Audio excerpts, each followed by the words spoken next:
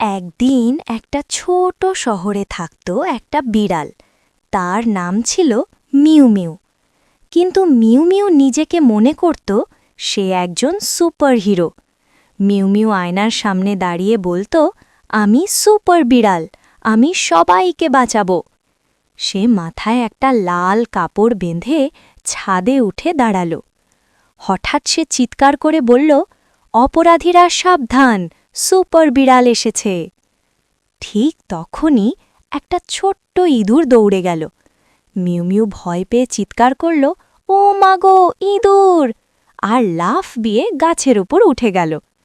কিছুক্ষণ পর সে নামল, আবার বলল, ভুল হয়েছিল, আমি কিন্তু ভয় পাই না। এমন সময় পাশের বাড়ি থেকে একটা বালতি ভর্তি পানি পড়ল। ছপাস! মিউ মিউ পানি দেখেই জমে গেল। চোখ বড় বড় করে বলল, পানি? এই লড়াই আমি পরে করব।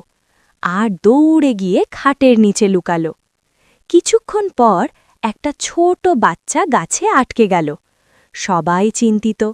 ঠিক তখনই মিউ মিউ ধীরে ধীরে বেরিয়ে এলো। নিজেকে বলল, ভয় পেলেও ভালো কাজ করতেই হবে। সে ধীরে ধীরে গাছে উঠল আর বাচ্চাটাকে নামিয়ে আনল। সবাই হাততালি দিল।